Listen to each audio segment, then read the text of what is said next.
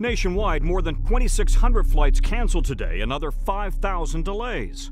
Among the airports hit most directly, Boston, New York, Philly, and Chicago, both O'Hare and Midway, where thousands of passengers were stuck on the ramp and in the airport for hours overnight after their planes landed, but there were no open gates to pull into. They were totally unprepared. They're supposed to have contingency plans for an occasion like this.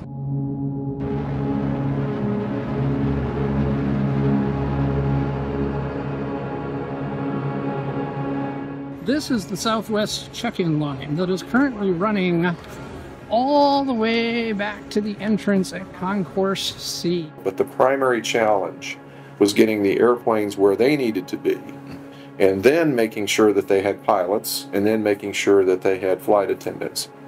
And unfortunately, when the airline gets into a massive repair mode like that, and I'm talking about the schedule, it takes, in some cases, many hours to reproduce a solution to get people where they need to be. And then once you have the solution, you have to physically get the airplanes and the people where they need to be.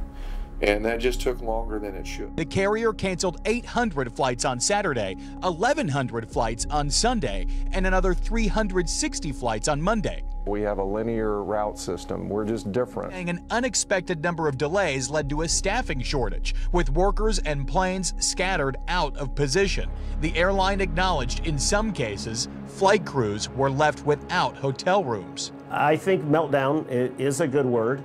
Captain Casey Murray heads the union representing Southwest pilots, which said the airline has become brittle and subject to massive failures under the slightest pressure. If you go back to the June outage, that was us. That was a technology outage, and those are few and far between.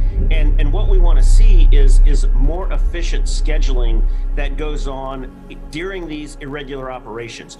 In October, Southwest had a fairly large meltdown then, and I said, someone needs to ask Southwest, what are they doing proactively to take care of these problems? And we're still seeing the same inefficiencies built into connecting pilots to airplanes. So a lot of that is still in place, and it's still going to present challenges with the shortages as well as the inefficiencies. We don't have a planning problem, we have an execution problem. So moving into the holidays, I want to see them be able to take advantage of, but I fear that we are one thunderstorm, one ATC event, one router brownout away from a complete meltdown. And whether that's Thanksgiving or Christmas or the New Year, you know, that's really the precarious situation that we're in. We have communication and documents that we sent over to the company, that we communicated with the company back in 2016, because we're a very analytical organization. SWAPA is very data driven, and we showed them exactly what's causing these recovery from these meltdowns. We have tried and tried to correct some of these incorrect processes for years. We've even built them into a contract we're currently negotiating, because we've seen the effects of these failures and these continued failures. So we've been warning against this. I've been on the news numerous times over the past 20 months dealing with this same issue. After 8 days of scrapped flights, Southwest finally getting back on track, but now that airline under fire for that holiday travel nightmare.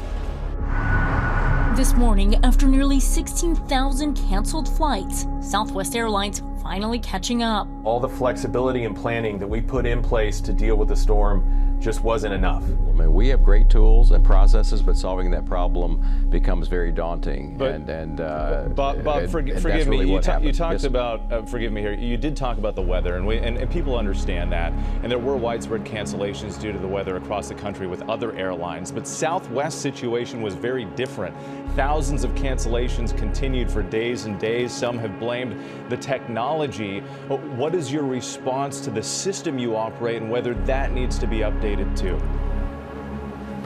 Yeah, let me just be straightforward here. The storm had an impact, but we had impacts beyond the storm that obviously impacted Southwest very differently. It really was the scope of the problems attempting to be solved, just to move crews around, keep the airline moving. We have great tools. We have regular operations. Those tools and processes serve us well, but this is something that we have really never seen in our 51 years. And we're making investments in our operations operational areas like always. There'll be lessons learned from this, and we'll continue to make more investment. If you make a mistake, don't sit around and mourn about it. Don't dwell on it. Don't destroy yourself. Just correct it lickety-split as fast as you possibly can. Because with mistakes, recovery time is very important, and there's no ego involved. You know, many corporations really weigh themselves down. They walk around with stones hanging around them because they said, oh my gosh, we did this. And if we stop doing it too quickly, we'll be embarrassed. That's institutional worship. That's saying what we're concerned about is the reputation of the institution and its appearance rather than results that you achieve in the field.